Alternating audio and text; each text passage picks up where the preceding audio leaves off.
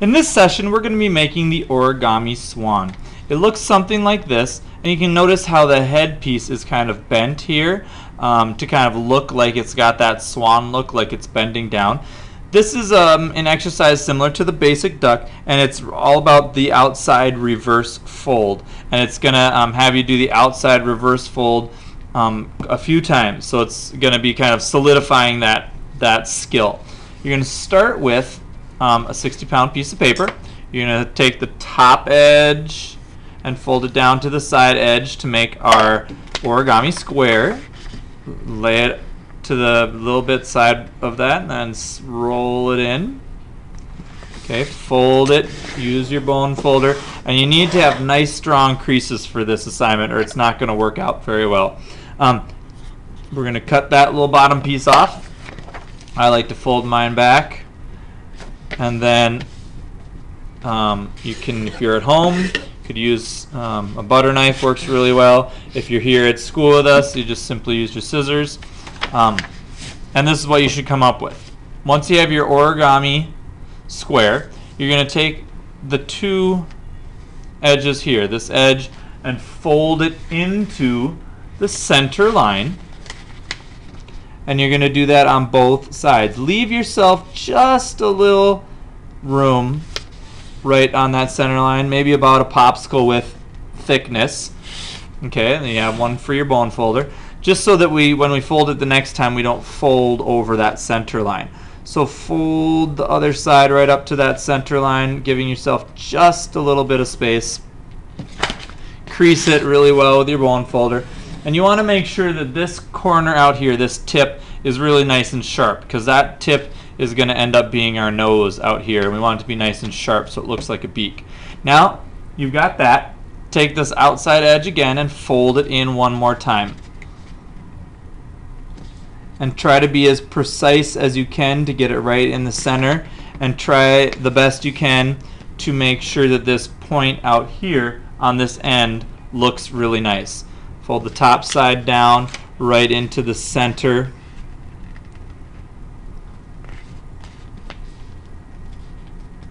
Again, trying to get the corner or the point out here as accurate and nice looking as possible.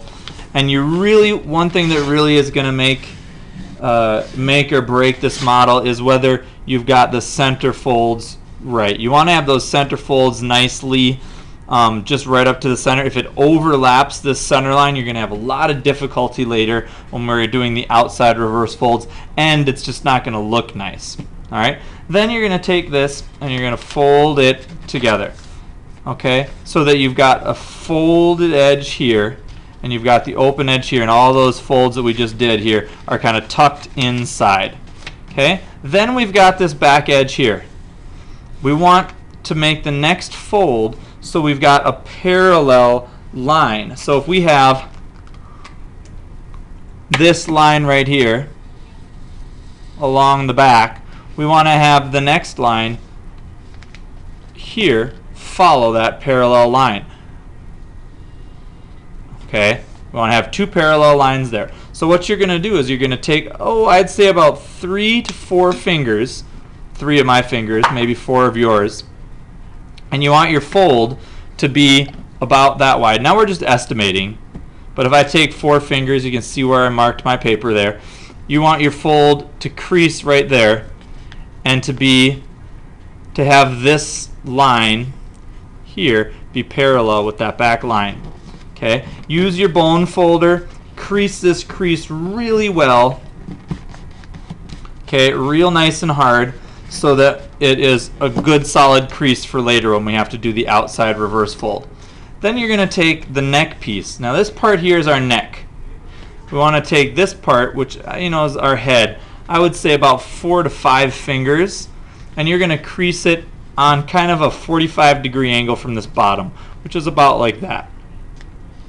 Okay, and so if I were to draw a line on there on the table where we want our fold to be, we want it to be kind of angling about that direction. Okay, so I'm going to take this neck piece and I'm going to bend it forward this way.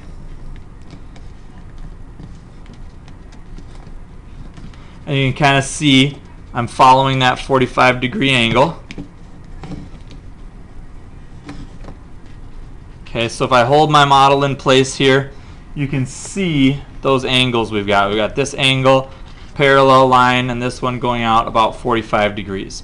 Okay, at this point we want to do what's called the outside reverse fold. I'm going to unfold it back into a straight line, and we want to fold it so that this outside piece, this top piece out here, folds out and over, just like the turkey. We're going to take this and I'm going to open it up. I'm going to put my thumb right here. I'm going to push this top part up and bend it over the top like that.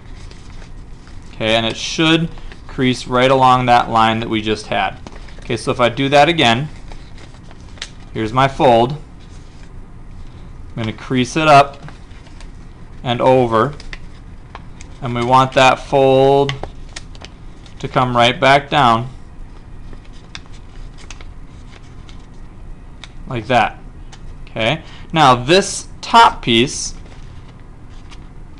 is still kind of going out this way. You can see how the paper's kind of buckled here. We want to help this paper go this direction, so I'm going to take my thumb and push it, and take my index finger and kind of scrunch these inside pieces together and pop it back over the top like that. Okay, so now we have an outside reverse fold here for the neck and an outside reverse fold here for that head piece. Okay, there we go. Now those are our two outside reverse folds. Next, we're going to kind of do the basic duck thing of improving the head, so to speak. All right, and we want to take this piece here, the bill, and stick it kind of underneath.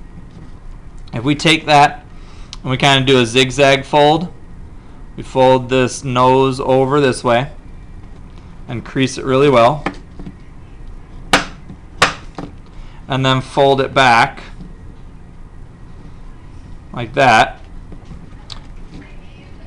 so that we have a zigzag fold, or what I call a zigzag fold, because if you look at it from the bottom it looks like a zigzag, like a Z.